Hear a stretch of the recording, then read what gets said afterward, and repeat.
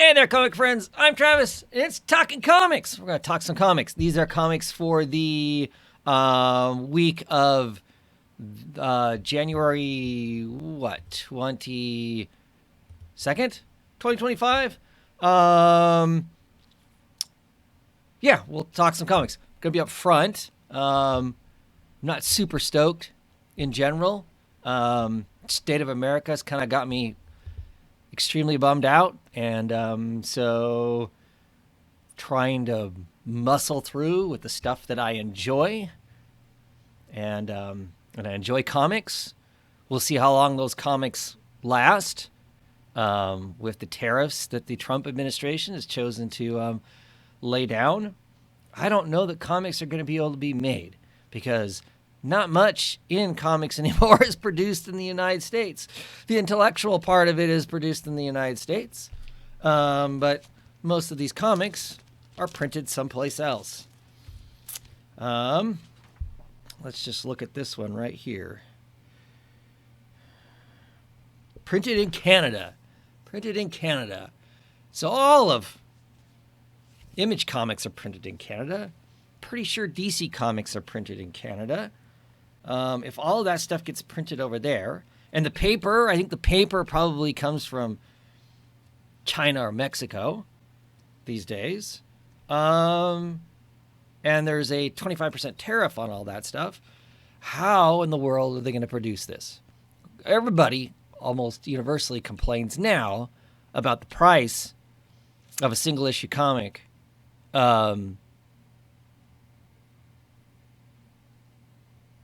Yeah.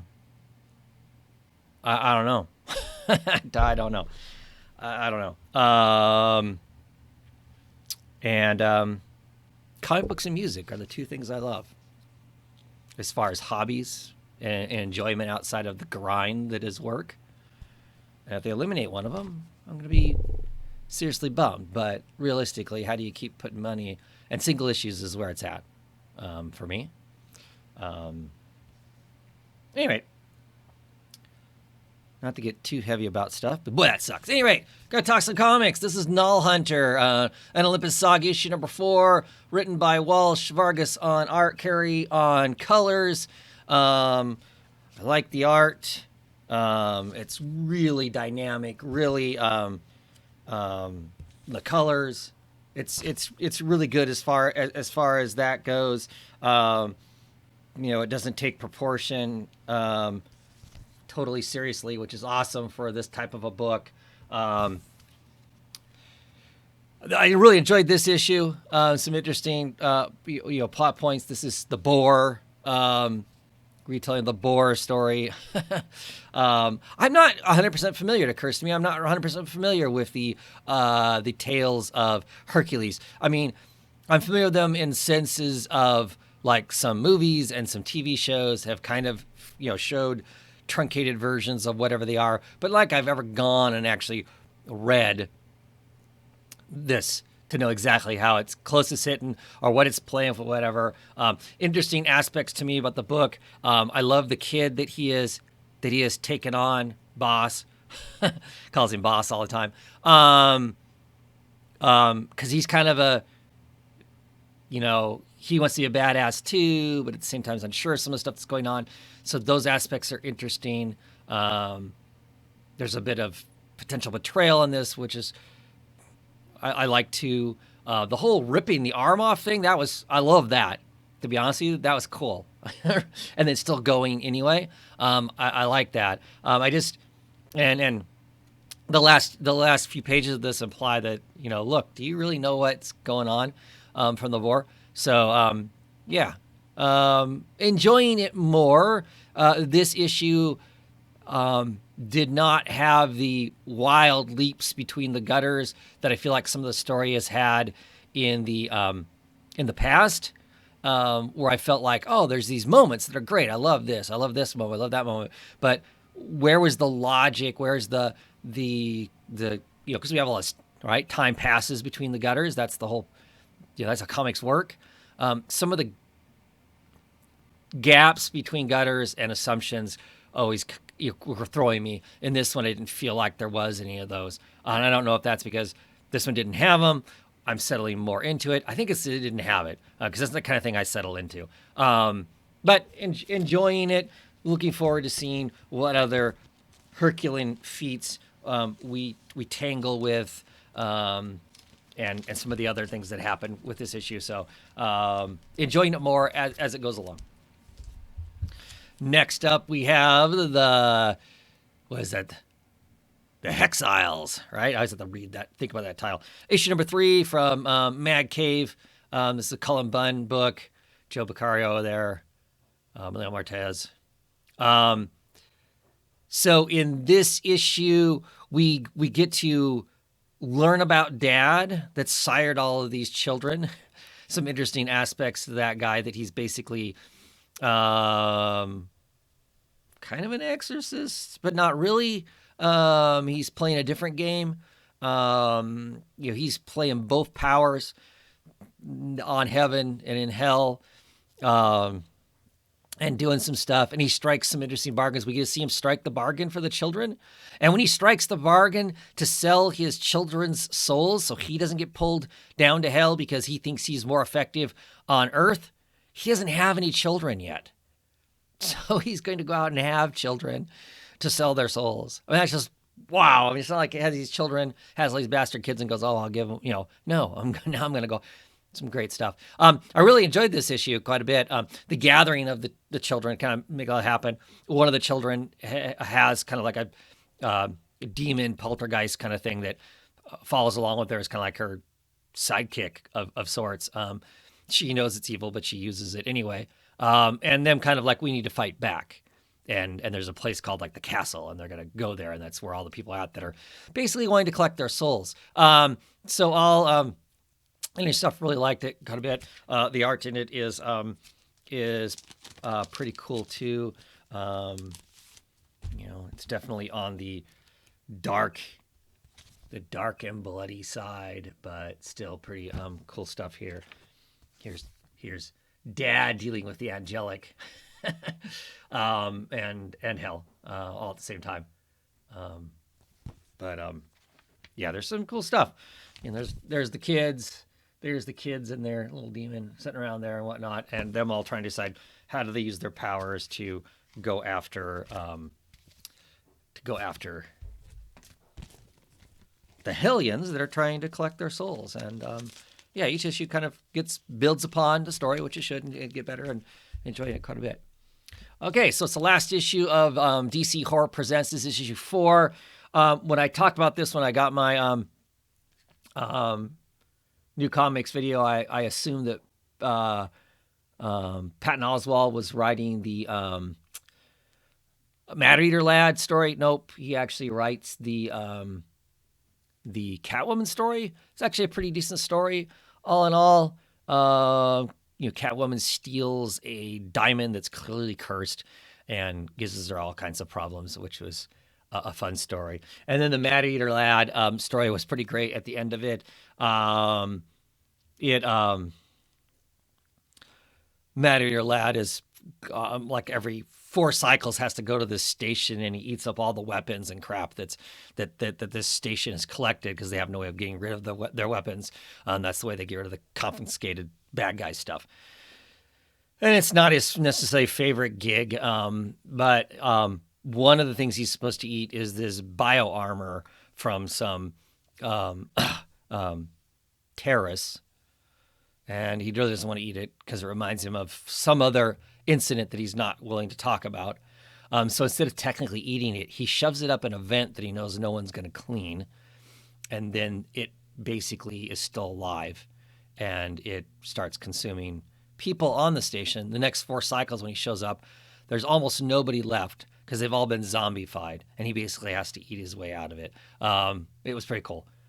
This was fun. I like reading these short, have no consequences, not in continuity, really, whatever, horror stories that involve DC characters. Just kind of fun seeing a lot of them kind of out of place and dealing with other stuff. And most of them have been enjoyable. And I like these because they've been short. They've just been all the issues, I believe, have just had 2 stories in them each. So it's like a 10 page little horror story. And it's been cool. if you like that sort of thing. Black Canary, the best of the best, issue number 3. I feel like it's been a while since I read this. I actually read this last weekend. It feels like there was a little less of the sports narration talk in this one. Some other aspects. We get the whole what the deal is with Vandal Savage, which is really cool. I really like Vandal Savage as a character in a lot of different ways. So it's interesting when they use him. And there's this other thing going on, and so we have to figure out that other thing. I'm still not sure with the whole fight itself. If Shiva really is getting the best of Black Canary most of the time, or if she really is trying her hardest and just getting pounded this bad. But that aspect of the story I still just don't enjoy, because I enjoy watching Black Canary get beat up all the time. But I like this issue better because it's starting to give us more than just, like I said, than the ringside prattle, which I don't care for. I talked quite a bit about last time I talked about this comic book, not caring for that, but do enjoy it. Ryan Sook's artwork continues to be great, and another Tom King book that I am enjoying. So, The Flash, issue number 17. Enter the Warlord. I need to go back and buy all the Warlord issues. I love the idea of the character. As I was reading comics as a kid, that stuff was coming out. I couldn't scrape together enough lunch money to buy it. But I've always liked the idea of it. Mike Grell did a lot of the artwork, I believe, back in the day. I loved Mike Grell back in the day.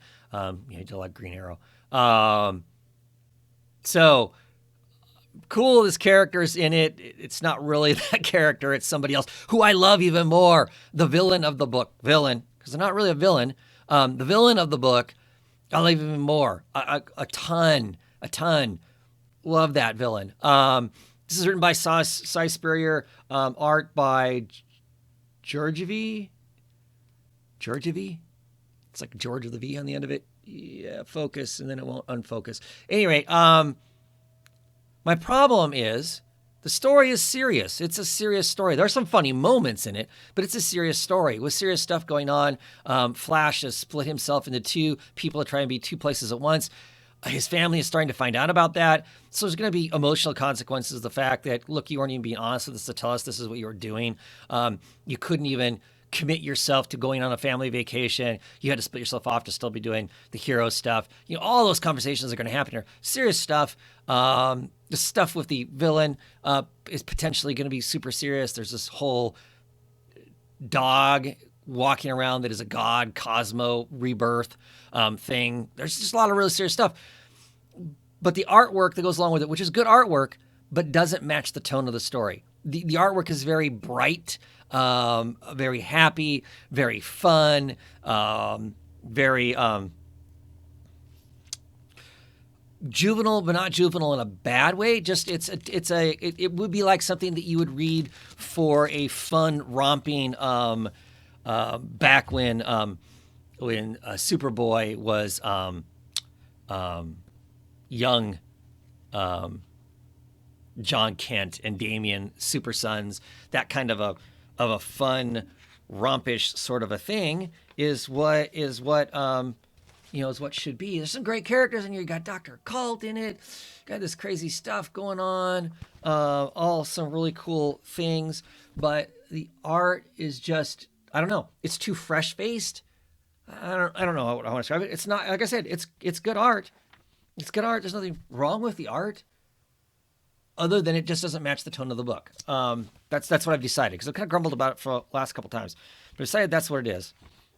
Talked a little bit with some old comic book friends of mine from the early days of YouTube, who I know collects the Flash, and I was asking them, what do you think of the art? And he's like, oh, I like the art, but it doesn't match the tone. I'm like, that's it. That's really what it is. It doesn't match the tone of the book. Keep going along with it, because like I said, I enjoy the story. The story is really interesting. And the art isn't so disruptive to take me out of the book completely. It's just harder for me to take the serious stuff serious. So I'm kind of hoping there's a change in art at some point. Yeah. Next up, we have Wonder Woman, issue number 17. Love this cover. Love this book. Tom King written book. I've seen some people dogging on this book in comparison to the other Wonder Woman book. 2 different books, 2 different Wonder Woman. And isn't it an awesome time to be a Wonder Woman fan? Because this book is excellent. You're wrong if you're whatever, or you're dogging it just because it's Tom King and you have a Tom King issue. Cool, whatever. I get it. But this book was great. This is awesome. Our Wonder Ladies here taking charge. They're continuing their strategical strike against the Sovereign, while Wonder Woman is taking care of her child, talking about Steve, which is great. That whole conversation is really great. So it's a kind of a split between 2 pieces of story. One of Wonder Woman talking about Steve to Trinity, and about her growing up and some of that stuff along there. And then a narration of the Sovereign talking about our Wonder Ladies here, basically destroying his last house, and how they go about doing that, fighting Genica and Swan and some of them. It's really, really cool. The Sampre's art is top notch, gorgeous stuff all the way through. I was thinking about it today as I was eating breakfast and thinking about what all I want to say about the books. Is I'm really enjoying this. Right now, it really feels like it's kind of a Wonder Woman is basically retaliating against the people that have struck out at her. But hey, remember how this book started out? Remember how this book started out 17 issues ago, where there was a kind of a rogue Wonder Woman or Amazon who was pushed in kind of like a bar fight kind of thing, but she just wiped everybody out, killed everybody, and the Amazons were banned from the United States, and the Wonder Woman was going into America and into the White House and whatnot to try and find out what happened. What do you know about this situation that somehow I don't know? Because she is investigating it, and she is going to get it fixed, because she feels like she owes that to both the Amazons and to America. That story's gone, or feels like. I mean, maybe at some point she catches up to the Sovereign himself and demands that, but she's kind of put in a position to be able to do that, and hasn't yet. So. This is interesting. This is almost the vengeful side of Wonder Woman, it feels like. I mean, not to say the Sovereign doesn't need to be dismantled. But yeah, it's interesting. It's really interesting. I'm really enjoying it. But I was thinking about that, like, hey, where's that story from 17 issues ago? We're gonna get back to some of that. What was the plot? What's that part of it? Were they inspired or messed with by the Sovereign to cause all this? Have I forgotten some piece? I don't think I have. But still, just really, really good, really enjoyable.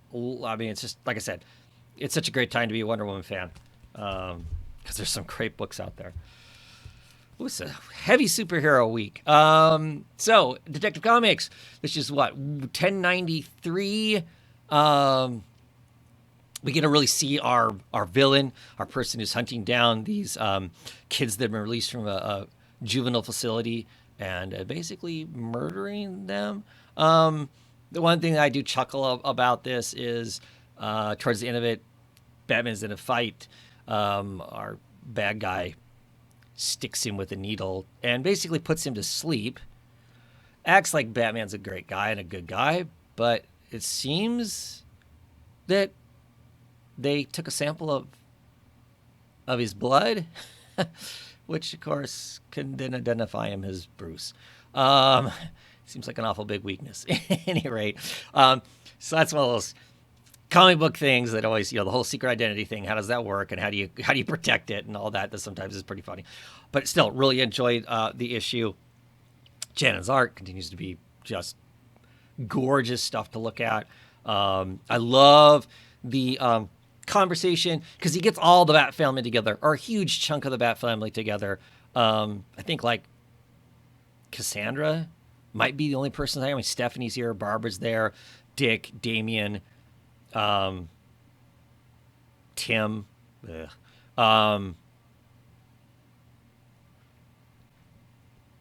I'm forgetting Duke.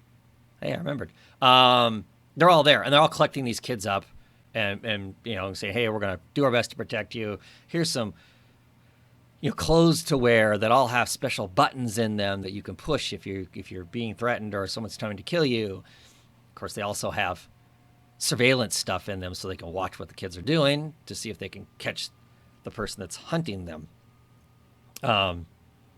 There's some good lines in there, some good conversation about privacy versus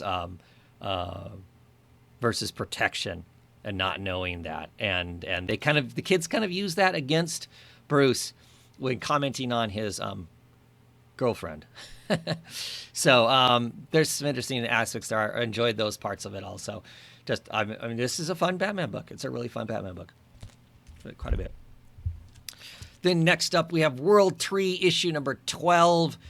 This issue is kind of the origins of Phasar are hot if you're into,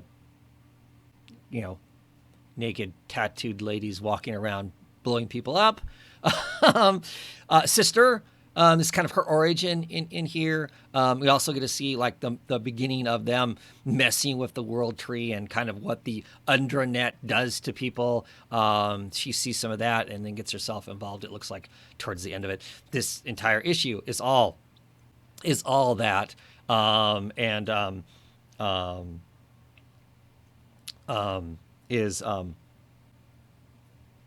It's just really good. It's really interesting. It's really, the way it's drawn is really cool. Blanco is doing the pencils. Belair doing the colors. But yeah, I just love the panel work. These different things of her going through some normal motions, normal actions that a teenager would go through. We get a little bit of their family life that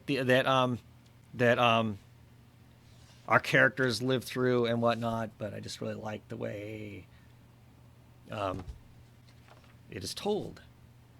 Sometimes the panels, the way it moves time and whatnot, and just a really interesting. Ooh boy, that was bad. Focus. I gotta remember to turn the autofocus off. Is it gonna unfocus? Well, the end of this video may be borked. Well,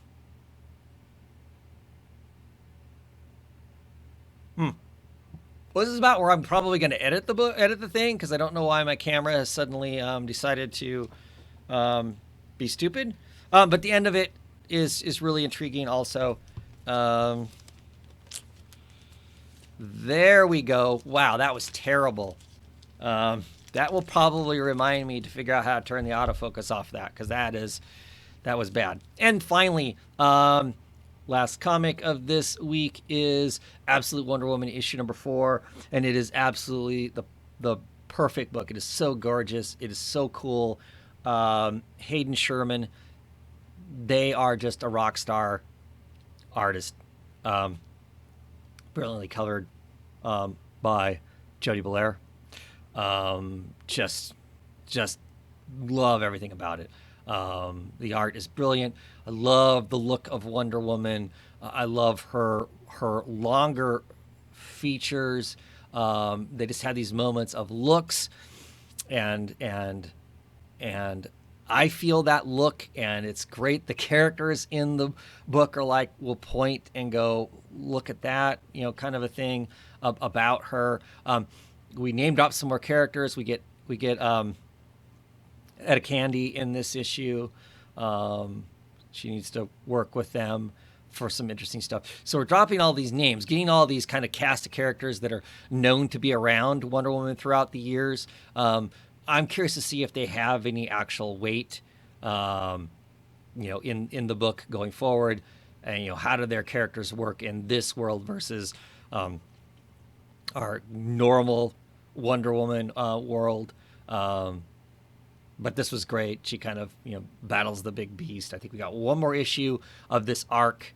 Then I think we got a 2-issue like mini story before we move into whatever the next thing is going to be. I'm looking forward to all of it.